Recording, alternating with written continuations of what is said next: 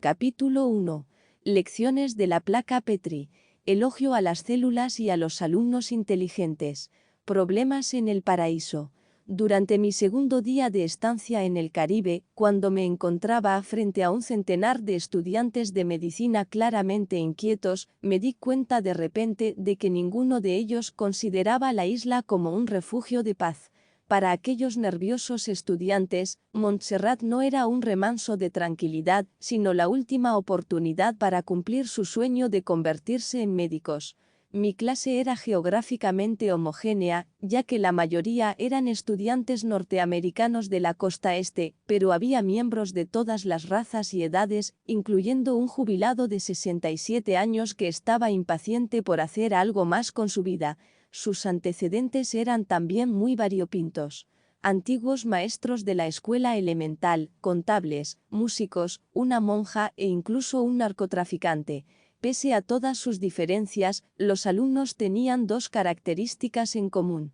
La primera, no habían conseguido superar el competitivo proceso de selección que permite el acceso a una de las limitadas plazas de las facultades de medicina norteamericanas. Y la segunda, eran luchadores empeñados en convertirse en médicos que estaban decididos a que nada impidiera que tuvieran una oportunidad de demostrar sus aptitudes. La mayor parte de ellos se había gastado los ahorros de toda su vida o se había endeudado hasta las cejas para pagar la matrícula y los costes adicionales que suponía vivir en un país extranjero. Muchos estaban solos por primera vez en su vida, ya que habían dejado a su familia, a sus amigos y a sus seres queridos atrás. Soportaban unas condiciones de vida intolerables en ese campus universitario. Aún así, a pesar de todas las incomodidades y las desventajas en su contra, estaban decididos a conseguir su título de medicina. Bueno, al menos así era hasta nuestro primer día de clase. Antes de mi llegada, los estudiantes habían tenido 3 profesores distintos de histología y biología celular. El primero de ellos los había dejado en la estacada al largarse de la isla por motivos personales 3 semanas después de que comenzara el semestre. La facultad no había tardado en encontrar un profesor sustituto que trató de volver a empezar, pero por desgracia pidió la baja por enfermedad 3 semanas más tarde. Durante los 15 días previos a mi llegada, un profesor, responsable de otra asignatura, les había estado leyendo algunos capítulos del libro de texto. Como era de esperar, aquello había aburrido a los estudiantes, pero la facultad estaba cumpliendo con su parte al ofrecer el número especificado de horas de clase de la asignatura. Debían cumplirse los requisitos académicos previos establecidos por los examinadores médicos norteamericanos para que los licenciados en esa facultad pudieran ejercer en Estados Unidos. Por 4ª vez en ese semestre, los desanimados estudiantes escucharon a un nuevo profesor. Les hice un breve resumen de mis antecedentes y mis expectativas para ese curso. Les dejé claro que aunque estuviéramos en un país extranjero, no esperaba menos de ellos que de mis alumnos de Wisconsin, y que ellos tampoco debían desear que lo hiciera, ya que todos los médicos tenían que superar el mismo examen de la Junta Médica para poder ejercer la profesión, sin importar de qué facultad procedieran. Después saqué un fajo de exámenes del maletín y les dije a los estudiantes que les iba a entregar una prueba de autoevaluación. Acababan de dejar atrás la mitad del semestre y yo esperaba que ya hubieran aprendido al menos la mitad del temario de la asignatura. El test que les entregué ese primer día consistía en 20 preguntas tomadas directamente del examen de histología de mitad de semestre de la Universidad de Wisconsin. La clase guardó un silencio sepulcral durante los 10 primeros minutos de examen. Se produjo una oleada de movimientos inquietos que se extendió entre los alumnos con más rapidez que el letal virus del ébola. Para el momento en que se cumplieron los 20 minutos estipulados para el examen, los estudiantes tenían los ojos desorbitados por el pánico. Cuando dije, se acabó el tiempo, la ansiedad y el nerviosismo reprimidos estallaron con estrépito en un centenar de conversaciones. Les pedí que guardaran silencio y comencé a leer las respuestas. Las primeras 5 o 6 respuestas fueron acogidas con suspiros contenidos. Las respuestas posteriores a la 10ª pregunta fueron recibidas con gemidos de agonía. La puntuación más alta de la clase fue de 10 preguntas acertadas, seguida de varios estudiantes que habían respondido 7 de manera correcta. Supongo que la mayor parte de los restantes acertó al menos una o dos respuestas. Cuando levanté la vista para dirigirme a ellos, me encontré con un montón de rostros conmocionados. Los luchadores habían descubierto que se encontraban muy por debajo del resto de sus competidores. La mitad del semestre había quedado atrás y tenían que empezar el curso entero de nuevo. Una lúgubre expresión de desesperanza se asentó sobre el rostro de los alumnos, quienes, en su mayor parte, ya tenían serias dificultades con el resto de las arduas asignaturas de la carrera. En cuestión de momentos, la desesperanza se transformó en una silenciosa desesperación. Miré a los estudiantes y ellos me devolvieron la mirada en mitad de un absoluto silencio. Se me hizo una especie de nudo en el estómago. En su conjunto, la clase parecía sacada de una de esas fotos de Greenpeace en las que aparecen foquitas de enormes ojos que están a punto de ser asesinadas a golpes por un comerciante de pieles sin piedad. Se me encogió el corazón. Tal vez el aire salado y las dulces fragancias me hubieran convertido ya en un ser más magnánimo. En cualquier caso, y de forma inesperada, me descubrí anunciando que me comprometería a encargarme de que todos y cada uno de los estudiantes estuviesen preparados para el examen final si ellos se comprometían a realizar el esfuerzo necesario.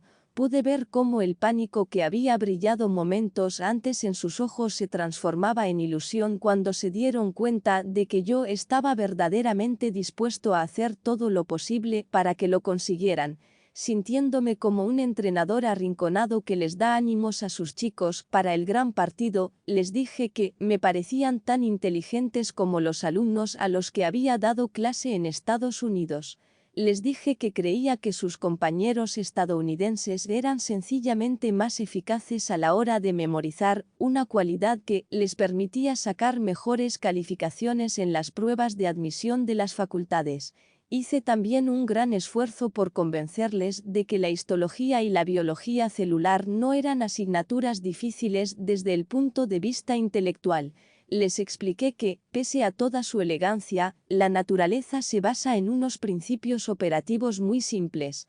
Les prometí que llegarían a comprender de verdad el funcionamiento celular en lugar de limitarse a memorizar cifras y datos, porque yo les enseñaría los principios más simples de todos los principios simples.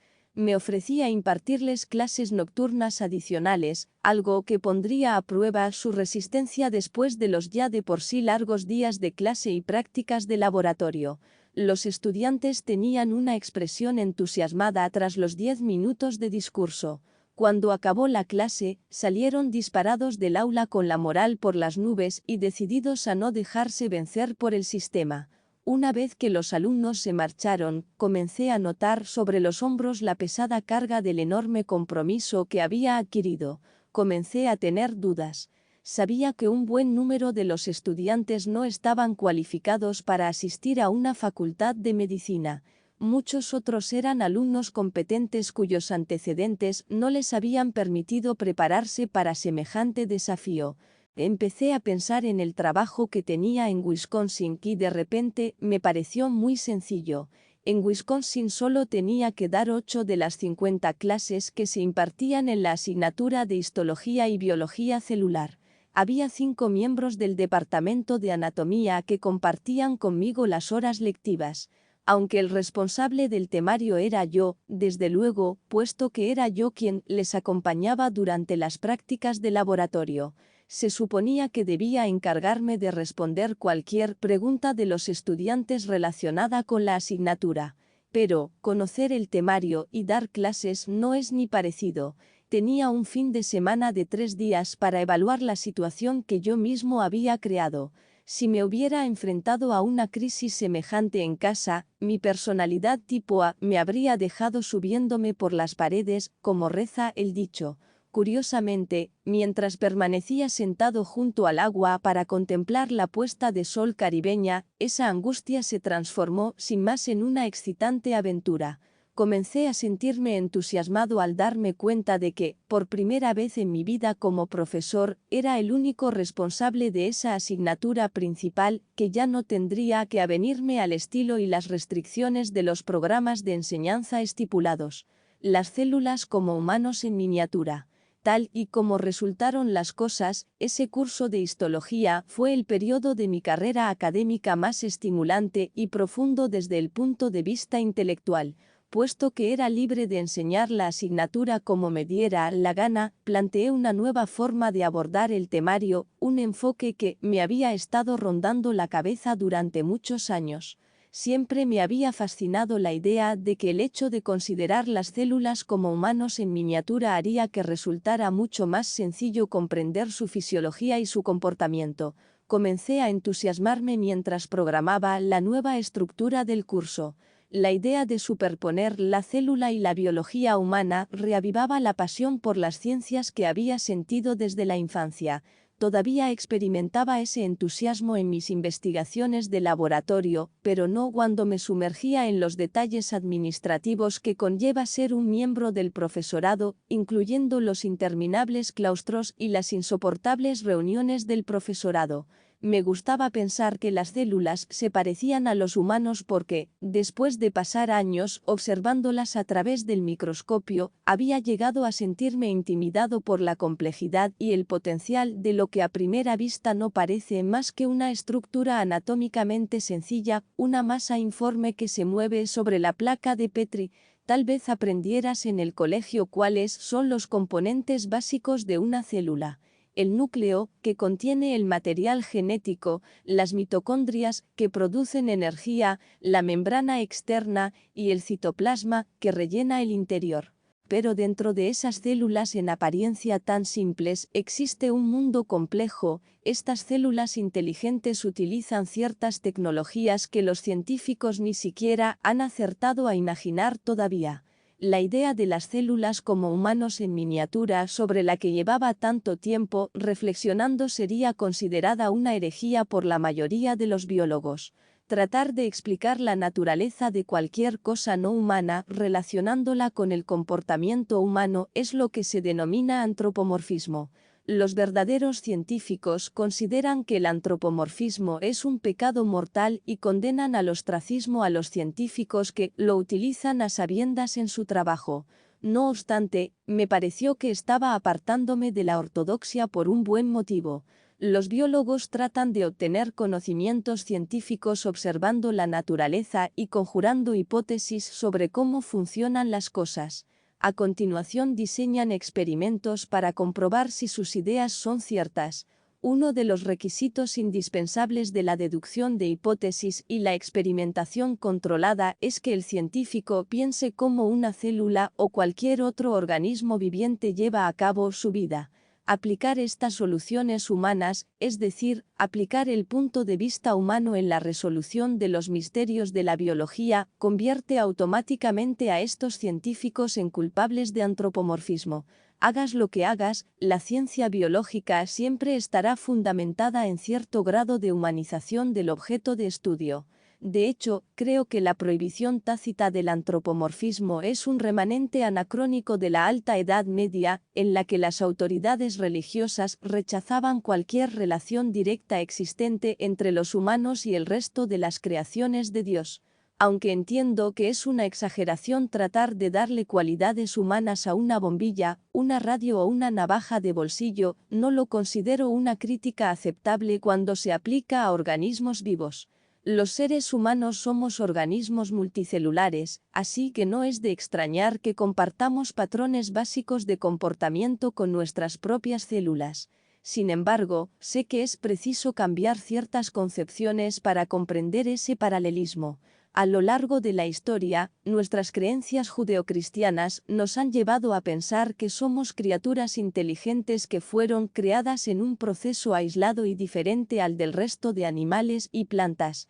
Esta idea nos hace menospreciar a las criaturas inferiores y considerarlas como formas de vida no inteligentes, en especial a los organismos que se encuentran en los peldaños más bajos de la escala evolutiva. Nada más lejos de la verdad. Cuando consideramos a otros humanos como entidades individuales o nos vemos en el espejo como un organismo individual, tenemos razón en cierto sentido, al menos desde la perspectiva de nuestro nivel de observación. Si te vieras desde esa perspectiva, no te considerarías una entidad única, te verías como una ajetreada comunidad de más de 50 billones de células individuales. Mientras jugueteaba con estas ideas para mi clase de histología, me venía a la cabeza una y otra vez la imagen del gráfico de una enciclopedia que solía utilizar de niño. En la sección sobre los seres humanos había una ilustración con 7 páginas transparentes, impresas todas ellas con una silueta idéntica y superponible de la figura del cuerpo humano. En la primera página, la silueta estaba rellena con una imagen del cuerpo humano desnudo. Pasar esa primera página era como retirar la piel para revelar la musculatura, que era la imagen que había en la segunda página. Cuando pasaba esa segunda página, las imágenes superpuestas del resto de las páginas mostraban una cruda disección del cuerpo. Según pasaba las hojas, podía ver el esqueleto, el cerebro y los nervios, los vasos sanguíneos y los sistemas orgánicos. Para mi curso en el Caribe, actualicé mentalmente esas transparencias con distintas y variadas páginas adicionales ilustradas con estructuras celulares. La mayor parte de las estructuras celulares se denominan orgánulos, órganos en miniatura suspendidos en el gelatinoso citoplasma. Los orgánulos son los equivalentes funcionales de los tejidos y los órganos de nuestro cuerpo. Entre ellos se incluye el núcleo, que es el más grande de los orgánulos, las mitocondrias, el aparato de Golgi y las vacuolas. La forma tradicional de enseñar la asignatura consiste en explicar primero estas estructuras y continuar después con los tejidos y los órganos que conforman el cuerpo humano. Yo, sin embargo, integré esas dos partes de la asignatura en una para reflejar la imbricada naturaleza de los humanos y las células. Les enseñé a mis alumnos que los mecanismos bioquímicos utilizados por los orgánulos celulares son en esencia los mismos que rigen los sistemas orgánicos humanos. Hice hincapié en que, si bien los humanos estamos compuestos por billones de células, no hay ni una función en nuestros cuerpos que no se exprese en las células individuales.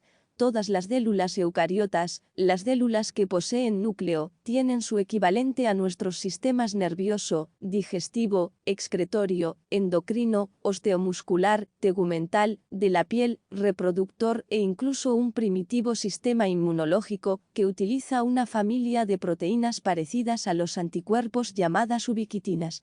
Tal y como suponía de niño, estas células inteligentes tienen una misión y un propósito.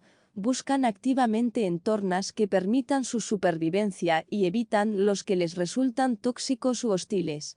Al igual que los humanos, las células individuales analizan miles de estímulos procedentes del microambiente en el que habitan. Mediante el análisis de estos datos, las células seleccionan las respuestas apropiadas que aseguren su supervivencia.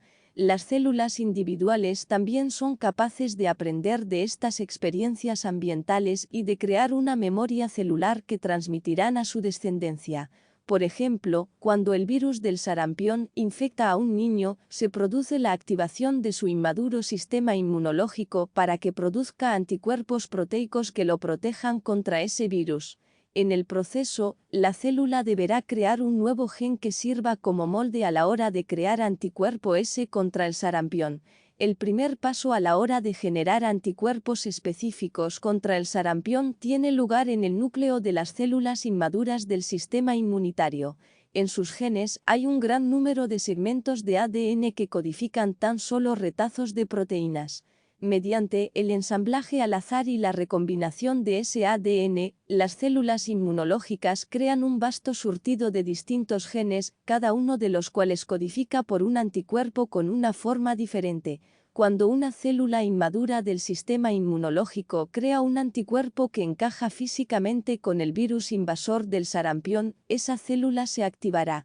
Las células activadas utilizan un increíble sistema de maduración de la afinidad que les permite ajustar a la perfección la forma del anticuerpo final, de manera que se convierte en el complemento perfecto para el virus del sarampión. Mediante un proceso denominado hipermutación somática, las células inmunológicas activadas producen centenares de copias del gen del anticuerpo original. No obstante, cada nueva versión del gen sufre una pequeña mutación, de forma que codificará por un anticuerpo ligeramente diferente. La célula selecciona la variante del gen que produce el anticuerpo que mejor encaja. Esta versión seleccionada del gen también se somete a repetidas rondas de hipermutación somática para esculpir aún mejor la forma del anticuerpo a fin de que éste se transforme en el complemento físico perfecto del virus del sarampión. Cuando los anticuerpos creados se fijan al virus, inactivan al invasor y lo marcan para su destrucción, protegiendo de esta manera al niño de los estragos causados por el sarampión. Las células retienen una memoria genética de este anticuerpo, de manera que si en el futuro el individuo se ve expuesto al sarampión, inician de inmediato una respuesta inmunológica protectora. El nuevo gen del anticuerpo se transmite también a la descendencia de las células cuando éstas se dividen. Esta increíble hazaña de ingeniería genética tiene una importancia crucial, ya que representa un mecanismo inherente e inteligente de evolución celular. Los orígenes de la vida. Las células inteligentes se vuelven más inteligentes. No debería resultar extraño que las células sean tan inteligentes. Los organismos unicelulares fueron las primeras formas de vida en este planeta. Los restos fósiles demuestran que ya estaban aquí 600 millones de años después de que se formara el planeta. Durante los siguientes 2750 millones de años de historia de la Tierra, tan solo los organismos unicelulares de vida independiente e inteligente, bacterias, algas y protozoos parecidos a las amebas, poblaban el mundo. Hace alrededor de 750 millones de años, cuando aparecieron los primeros organismos multicelulares, animales y plantas, estas células descubrieron una forma de volverse más inteligentes. Las formas de vida multicelular fueron al principio comunidades aisladas o colonias de organismos unicelulares. En un primer momento, las comunidades celulares estaban compuestas por decenas o centenares de células. Sin embargo, las ventajas evolutivas de vivir en una comunidad pronto dieron origen a comunidades compuestas por millones e incluso billones de células individuales socialmente interactivas. Aunque cada célula individual tiene dimensiones microscópicas, el tamaño de las comunidades multicelulares puede variar entre lo apenas visible y lo gigantesco. Los biólogos han clasificado estas comunidades organizadas basándose en la estructura que presentan desde la perspectiva humana. A pesar de que dichas comunidades parecen unidades individuales a simple vista, un ratón, un perro, un humano, son en realidad asociaciones altamente organizadas de millones y billones de células. La tendencia evolutiva hacia comunidades cada vez mayores no es más que un reflejo del imperativo biológico de la supervivencia. Cuanto mejor perciba un organismo el medio que lo rodea, más oportunidades tendrá de sobrevivir. Cuando las células se agrupan, aumentan su consciencia del entorno de modo exponencial. Si a cada célula se le asignará de forma arbitraria un nivel de percepción X, entonces cada organismo colonial tendría en conjunto una percepción potencial de al menos X multiplicado por el número de células que forman la colonia. A fin de sobrevivir en un medio tan denso, las células crearon entornos estructurados. Estas sofisticadas comunidades se dividieron el trabajo con más precisión y efectividad que los siempre cambiantes organigramas que tan indispensables resultan en las grandes corporaciones. Demostró ser más eficaz para las comunidades asignar determinadas tareas especializadas a las células individuales. Durante el desarrollo de las plantas y animales, las células comienzan a adquirir esas funciones especializadas ya en la fase embrionaria. El proceso citológico de especialización permite a las células formar los órganos y tejidos específicos del cuerpo. Con el paso del tiempo, este patrón de diferenciación, es decir, la distribución del trabajo entre los miembros de una comunidad, comenzó a incluirse en los genes de todas y cada una de las células de la comunidad, lo que incrementó de forma significativa la eficiencia y la capacidad para la supervivencia del organismo. En organismos más grandes, por ejemplo, tan solo un pequeño porcentaje de las células está implicado en la asimilación y la respuesta a estímulos externos. Ese es el papel de los grupos de células especializadas que conforman los tejidos y los órganos del sistema nervioso. La función de este sistema es percibir el entorno y coordinar el comportamiento del resto de las células que conforman la enorme comunidad celular. La división del trabajo entre las células de una comunidad ofrece una ventaja más para la supervivencia. La eficacia de este sistema permite que haya un mayor número de células que sobreviven con menos. Recuerda el viejo dicho, donde comen dos, comen tres. O reflexiona sobre lo que costaría construir un edificio de 2 habitaciones en comparación con lo que costaría un apartamento de 2 habitaciones en un complejo de 100 de apartamentos. Para sobrevivir, cada célula necesita consumir cierta cantidad de energía. La energía ahorrada por los seres individuales de una comunidad contribuye tanto a aumentar la supervivencia como a proporcionar una mejor calidad de vida. En el capitalismo norteamericano, Henry Ford vio la ventaja táctica implícita en la distribución del esfuerzo común y la utilizó para crear su sistema de cadenas de montaje en la fabricación de coches. Antes de que Ford tuviera semejante idea, un pequeño grupo de trabajadores multidisciplinares habría requerido una semana o dos para construir un único automóvil. Ford organizó su fábrica de manera a que cada trabajador fuera responsable de un único trabajo especializado. Colocó un buen número de estos trabajadores especializados en una larga fila, la cadena de montaje, y pasó el coche en desarrollo de un especialista a otro. Hace alrededor de 150 años, Darwin llegó a la conclusión de que los organismos vivos se ven involucrados en una constante lucha por la supervivencia. Para Darwin, la lucha y la violencia no son solo una parte de la naturaleza animal y por tanto de la humana, sino la fuerza principal que subyace tras todos los avances evolutivos. En el capítulo final de El origen de las especies por la selección natural o el mantenimiento de las razas favorecidas en la lucha por la existencia, Darwin habla de una inevitable lucha por la existencia y de que la evolución está condicionada por la guerra de la naturaleza, del hambre y de la muerte. Relaciona esto con la noción darwiniana de que la evolución es aleatoria y tendrás un mundo con dientes y garras ensangrentados, como tan poéticamente lo describió Tennyson, un mundo caracterizado por una serie de sangrientas y superfluas batallas por la supervivencia. La evolución sin garras ensangrentadas, aunque Darwin es el evolucionista más famoso, el primer científico que consideró la evolución como un hecho científico fue el distinguido biólogo francés Jean-Baptiste de Lamarck. Incluso Ernst Mayr, el artífice principal del neodarwinismo, una modernización de la teoría de Darwin, que incorpora la genética molecular del siglo XX, admite que Lamarck fue el pionero. En su conocido libro de 1970, Evolution and the Diversity of Life, escribe: me parece que Lamarck tiene mucho más derecho a reclamar el título de descubridor de la teoría de la evolución, como de hecho así lo consideran muchos historiadores franceses. Fue el primer autor que dedicó todo un libro a presentar una teoría de la evolución de los organismos. Fue el primero en presentar el sistema animal al completo como un producto de la evolución. Lamarck no solo presentó su teoría 50 años antes que Darwin, sino que también ofreció una teoría mucho menos violenta sobre los mecanismos evolutivos.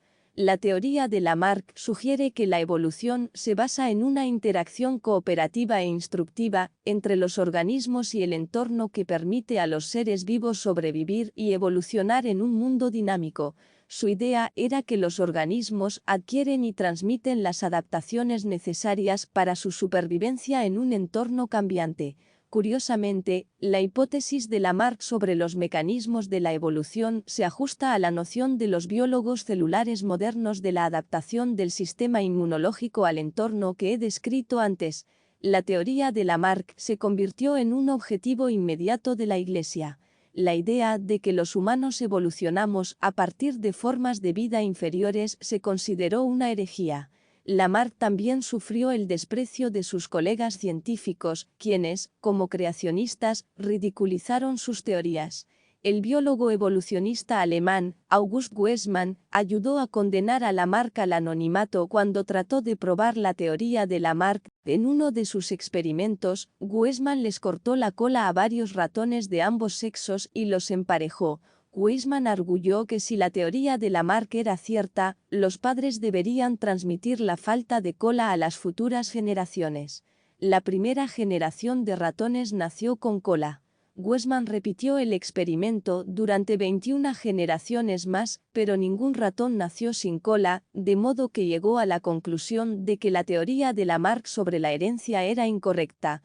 Sin embargo, el experimento de Weismann no era una verdadera prueba de la teoría de Lamarck. Este sugería que los cambios evolutivos se producían en inmensos períodos de tiempo, según la biógrafa Jordanova. En 1984, Jordanova escribió que la teoría de Lamarck se apoyaba en cierto número de proposiciones, entre las que se incluye: las leyes que rigen a los seres vivos han dado origen a formas complejas a lo largo de inmensos períodos de tiempo. Está claro que los 5 años de experimentos de Weismann no son tiempo suficiente para demostrar esta teoría. Un fallo aún más crucial en su experimento se debe a que Lamarck jamás afirmó que todos los cambios experimentados por un organismo se transmitieran a la descendencia.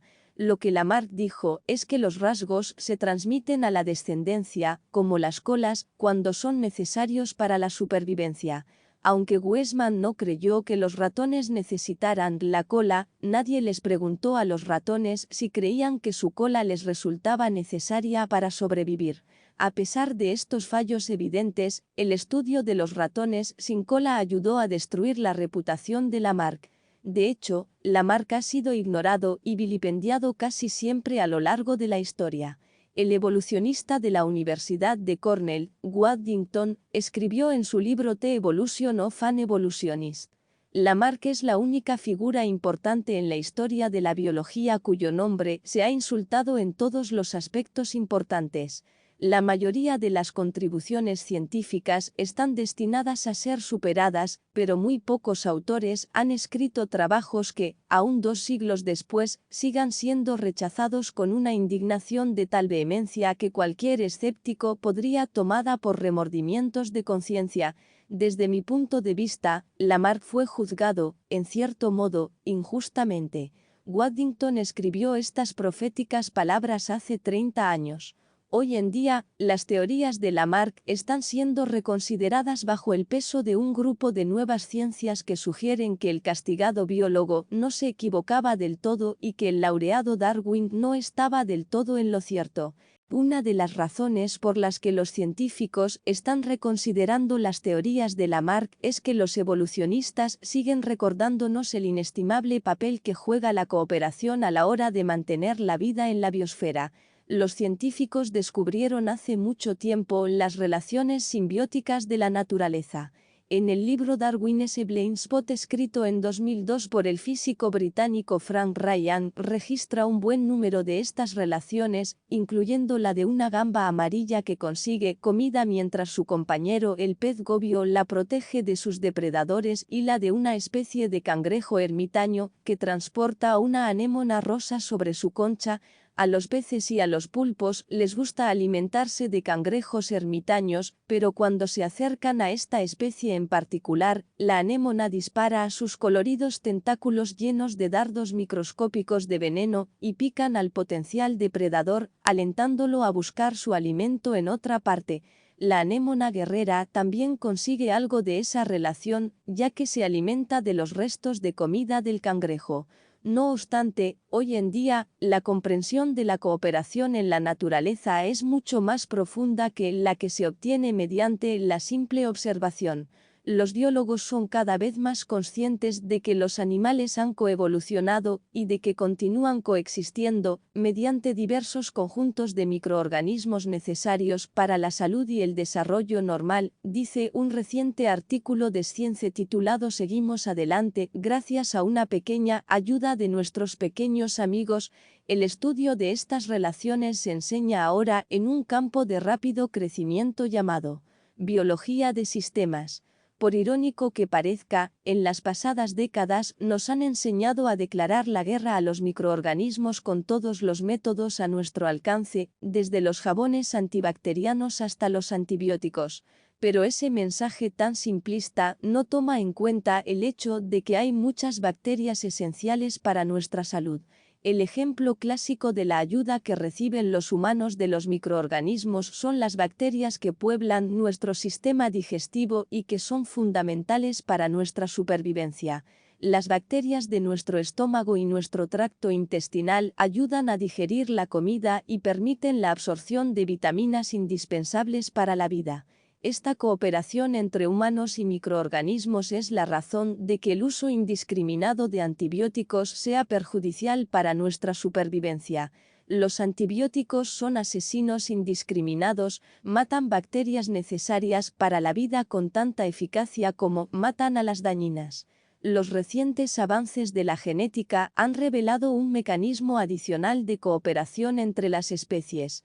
Resulta que los organismos vivos entran a formar parte de una comunidad celular compartiendo sus genes. En la actualidad, los científicos han descubierto que los genes se comparten no solo entre los miembros individuales de una especie, sino también entre miembros de distintas especies. La distribución de la información mediante la transferencia genética acelera el proceso de evolución, ya que los organismos pueden adquirir experiencias aprendidas por otros organismos.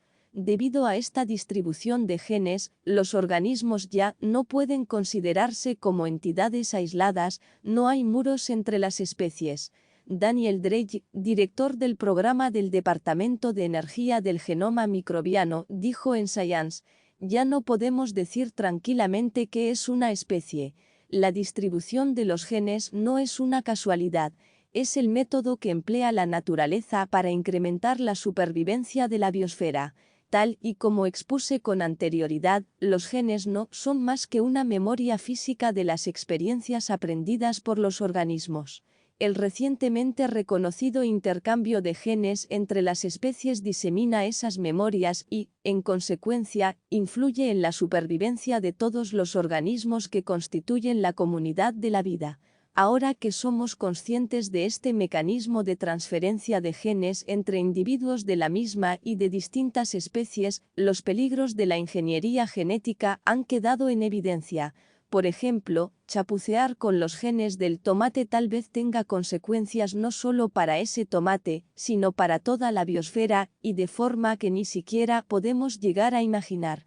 Ya hay estudios que demuestran que cuando los humanos digieren alimentos modificados genéticamente, los genes creados de forma artificial se transfieren al organismo y alteran las bacterias beneficiosas que residen en el intestino.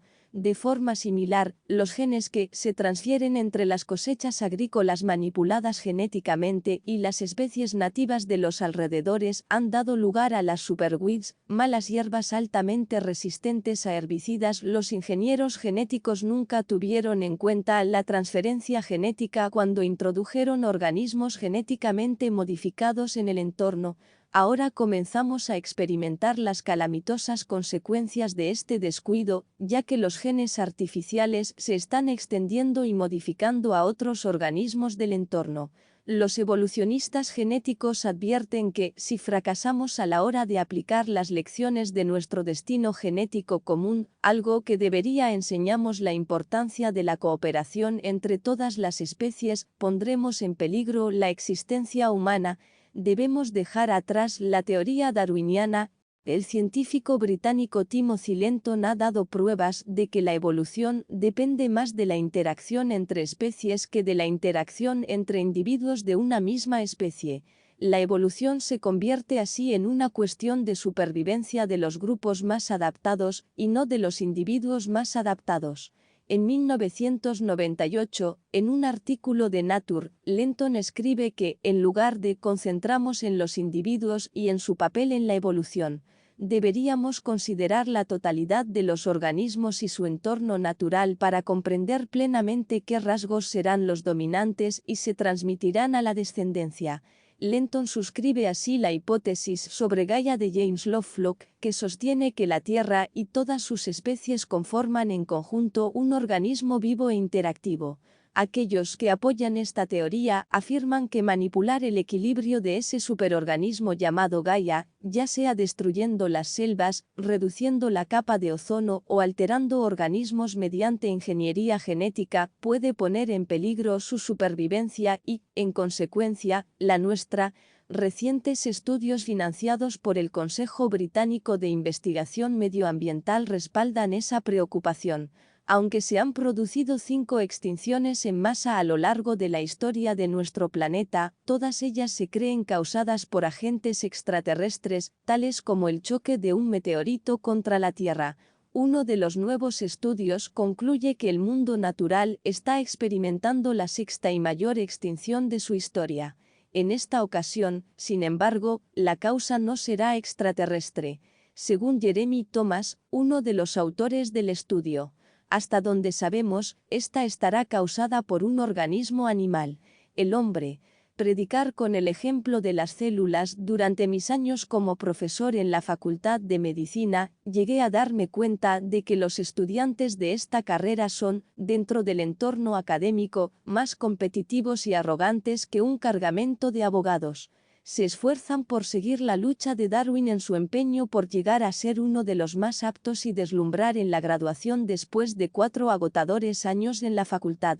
Ese obcecado objetivo de convertirse en licenciados estelares, sin fijarse siquiera en los compañeros que están alrededor, sigue sin duda el modelo darwiniano, pero a mí siempre me ha parecido una meta algo irónica para los que se esfuerzan por convertirse en compasivos sanadores.